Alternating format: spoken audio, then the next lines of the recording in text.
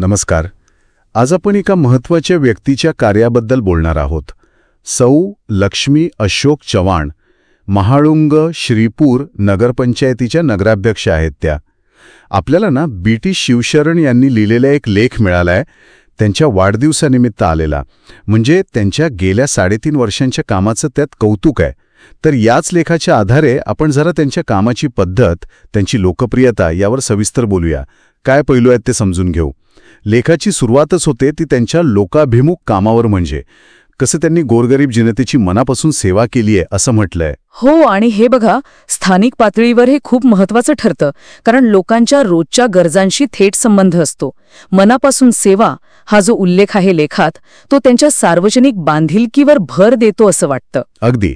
आणि ही बांधिलकी फक्त सेवेपुरती नाहीये. शासकीय योजना आणि जे काही प्रकल्प आहेत ते लोकांपर्यंत, विशेषतः गरिबांच्या घरापर्यंत पोचावेत यासाठी त्या खूप प्रयत्नशील असल्याचं दिसतंय. हो ना, ही प्रशासकीय कार्यक्षमतेची बाजू आहे.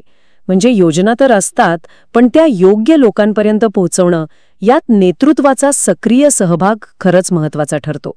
आणि लेखात जसं म्हटलंय, त्यांच्या या प्रयत्नांमुळे योजनांचा हेतू सफल होतोय. अच्छा. लेखात असंही म्हटलंय की नागरिक त्यांच्या अडचणी घेऊन थेट त्यांना भेटू शकतात म्हणे, आणि मग त्यातून काहीतरी मार्ग काढण्याचा प्रयत्न होतो. नागरिकांसाठी सहज उपलब्ध असणं आणि त्यांच्या समस्या म्हणजे शांतपणे ऐकून घेणं, हे लोकशाहीत लोकप्रतिनिधींकडून अपेक्षितच असतं, नाही का? बरोबर.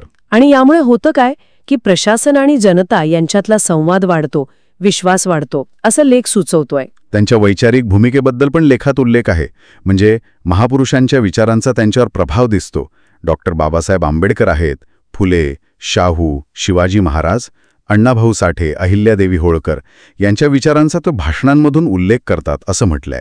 हो, हे लक्षणीय आहे, कारण महापुरुषांचे विचार कामाला एक काय म्हणतात त्याला, एक वैचारिक आधार देतात. लेखातला हा उल्लेख त्यांची सामाजिक जाणीव आणि कामामागची प्रेरणा काय असावी हे दाखवतो. आता जरा कामाच्या पद्धतीतल्या एका वेगळ्या पैलूकडे वळूया. लेखात असं नमूद केलंय की नगरपंचायतीत पूर्णवेळ मुख्याधिकारी टिकत नाहीत फारसे. त्यांच्या बदल्या होत राहतात. अशी अस्थिरता असताना सुद्धा नगराध्यक्षा म्हणून सौ चव्हाण यांनी जो कोणी अधिकारी आला त्याला सहकार्यच केलंय असं म्हटलंय. खरंय. प्रशासकीय अस्थिरता असताना कामात सातत्य ठेवणं आणि अधिकाऱ्यांशी सकारात्मक संबंध ठेवणं हे खरं तर प्रशासकीय नेतृत्वासाठी एक मोठं आव्हान असतं.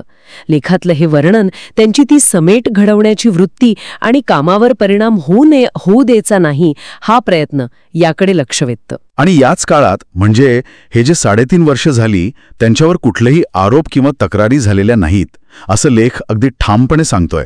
याला त्यांच्या कामाची पोचपावती मानलं गेलं आहे असं दिसतंय. अगदी. सार्वजनिक जीवनात आणि विशेषतः स्थानिक राजकारणात पारदर्शक कारभार आणि स्वच्छ प्रतिमा खूप महत्वाची असते.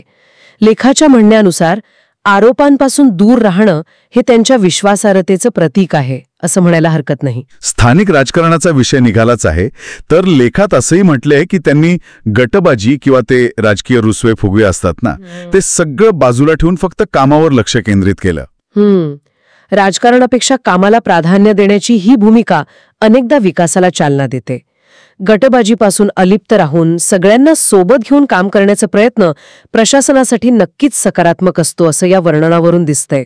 लेखात महिलांच्या अधिकारांबद्दल त्यांच्या जागरूकतेचा पण उल्लेख आहे. महिलांना न्याय मिळावा आणि त्यांची दखल घेतली जावी यावर त्यांचे लक्ष असतं.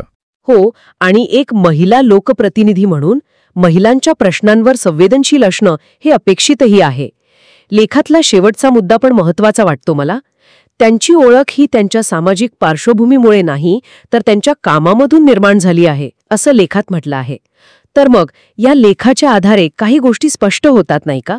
सौ लक्ष्मी चव्हाण यांची लोकांप्रती असलेली बांधिलकी, शासकीय योजना लोकांपर्यंत पोहोचवण्यावर त्यांचा असलेला भर, महापुरुषांच्या विचारांचा त्यांच्या कार्यावर असलेला प्रभाव आणि स्थानिक राजकारणापासून अलिप्त राहून कामावर लक्ष केंद्रित करण्याची त्यांची वृत्ती, आणि विशेष म्हणजे प्रशासकीय अधिकाऱ्यांच्या वारंवार बदल्या होऊनही त्यांनी सहकार्याची भूमिका ठेवली आणि त्यांच्यावर भ्रष्टाचाराचा किंवा इतर कोणताही आरोप झालेला नाही, ही त्यांच्या स्वच्छ कारभाराची पोचपावती आहे असं लेख म्हणतोय. त्यांची ओळख त्यांच्या कामामुळे आहे, हेही महत्वाचं. अनेक पातळीवर गटबाजी आणि प्रशासकीय अस्थिरता तर असतेच. अशा परिस्थितीतही केवळ कामावर लक्ष केंद्रित करून एक सकारात्मक ओळख निर्माण करणं खरंच शक्य आहे का?